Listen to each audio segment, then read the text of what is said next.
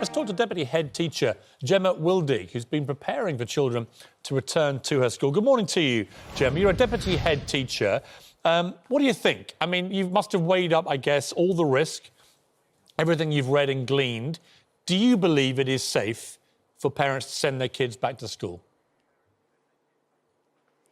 I think it is safe to send your children back to school, Piers, as long as the schools consider the guidance very, very carefully. You've got strict hygiene measures in place, plus the social distancing. I mean, the thing about kids is, I've had 4, and I've got one of 8 now. They're basically like monkeys. You know, if you put them in a confined area, they all just leap all over each other. They don't really understand the concept of social distancing, let alone try and respect it. And I accept that, you know, they may try and be taught how to do it, but the reality is kids are all going to mix together. And the concern I have is, do we know enough about this virus, particularly given this new Kawasaki syndrome that's been identified as a potential fallout from kids getting this virus? Do we know enough to really be sure it is safe?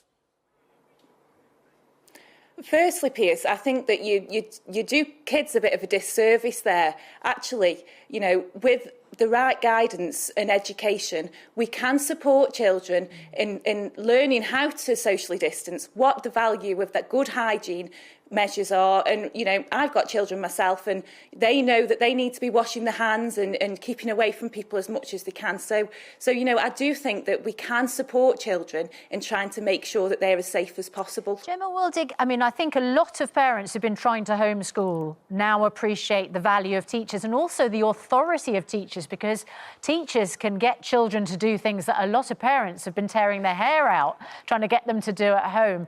So I think you're right. Sometimes a school environment is a more effective environment for some of these measures. What have you been doing at your school to prepare for the children to come back? At our school, we've got a range of measures. Of course, we've been welcoming the key worker children and the vulnerable children in for quite a long time now. So we've been able to put the measures into practice. So we've got the 2-metre markers on the floor. We've got a rota of resources that are sanitised regularly. We've got really good hygiene standards, staggered break times, lunch times. So, you know, those things we've already got in practice at the moment, and it's just about how we can make sure that that goes through to the 1st of June. Yep, so you've been doing all the work. All right, Gemma Willdigg, that's a head teacher at a primary academy in Stoke-on... Deputy head teacher, I beg your pardon. Stoke-on-Trent. I promoted you there for a moment. You may get promotion after this interview. Well, quite right. Maybe. Kevin Courtney, Joint General Secretary at the National Education Union. What do you think is the problem here? If deputy head teachers and head teachers are putting the measures in place, they're confident that they have the authority over the children, where is the issue for you?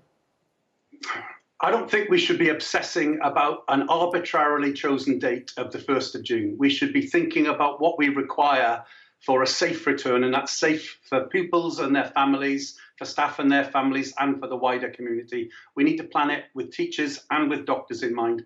I know in Gemma's school, they do have social distancing.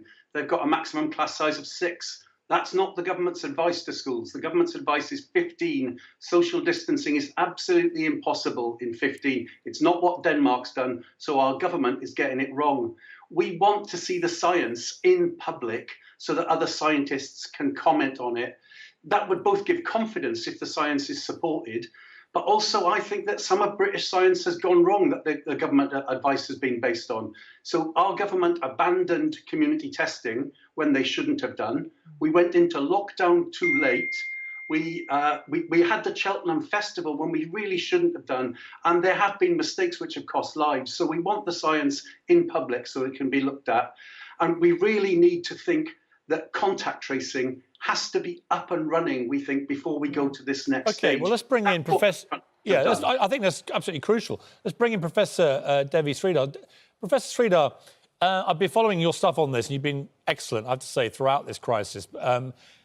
Are we just going in too soon here? Do we know enough about COVID-19? And in particular, this syndrome we've been discussing on this programme, the Kawasaki syndrome, it now appears to be, in a delayed way, affecting a number of children in New York and Italy and here.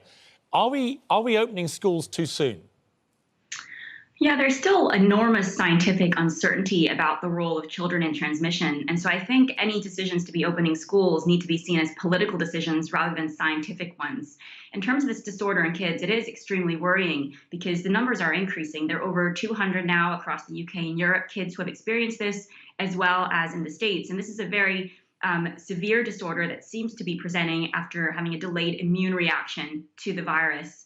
But the thing we don't know yet is how many kids have been in total exposed. Then we can work out the percentage of kids who actually react in this way. Right now, we think it's rare and uncommon, but we just don't know how many. There's also the difficulty that we haven't found this yet among kids in South Korea and China, which is where we've been learning a lot from. And it might be because they control their outbreaks quite quickly, and so perhaps didn't have, this exposure of kids later on that we've seen in other parts of the world.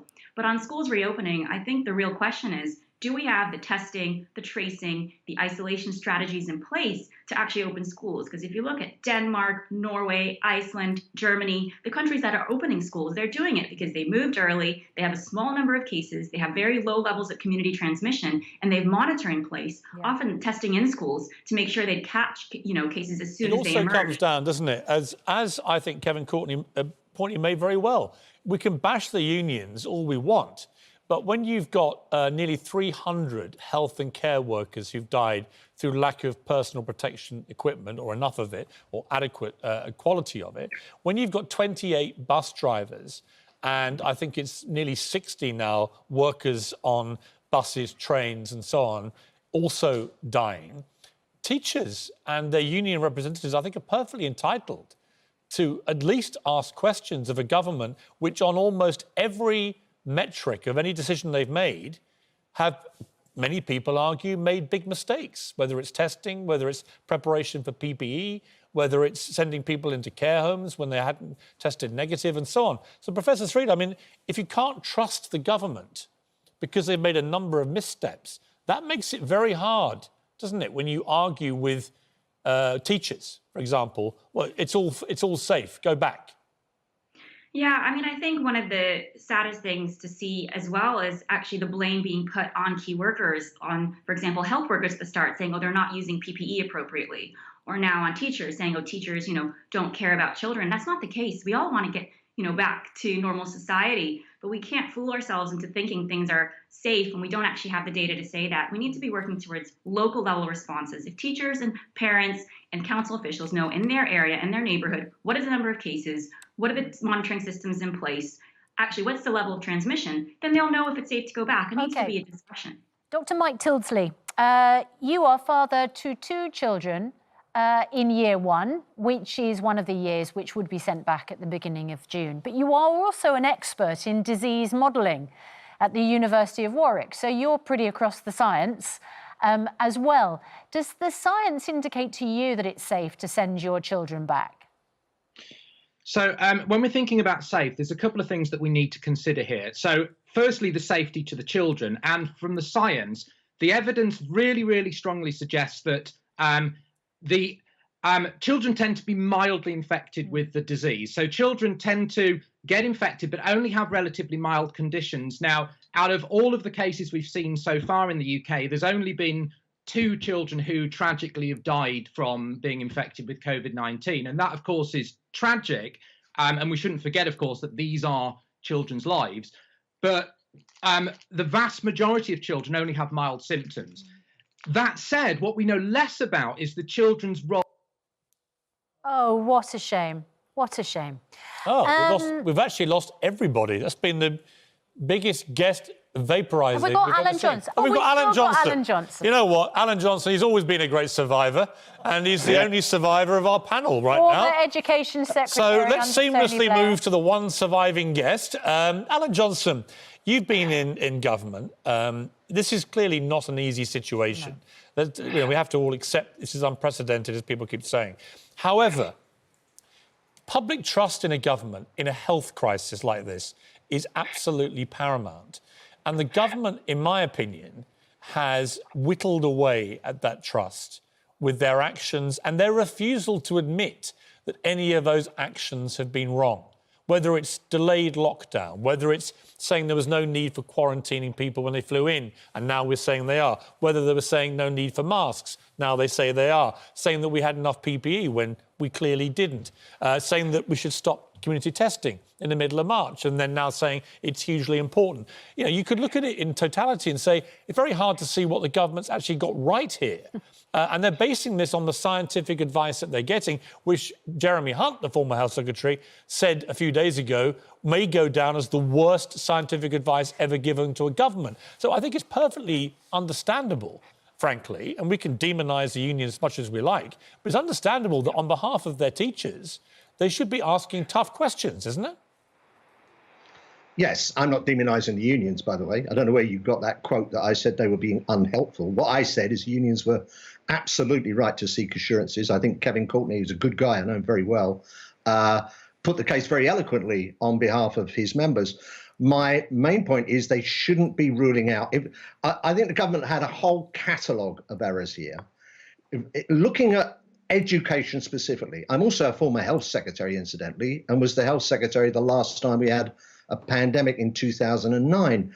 But that, by and large, that was swine flu, H1N1.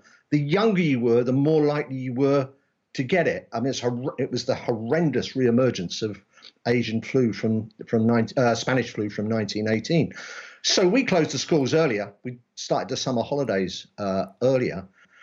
This is reversed, as your expert was saying before he was cut off from Coventry. This is the reverse. And so if I was just to sponsor, if I was to come on here to have a crack at the government, I would join you in Piers, and Susanna, in the splendid job you've been doing of exposing the mistakes that are being made. My number one concern is children in this debate, is children's education. Yes. And if we think that through this crisis, we have to have supermarket workers to get our food to us, delivery drivers to get that food to the supermarkets, raw mail working splendidly to get post to us, health service workers, obviously, we have to start saying it's also crucial to continue kids' education.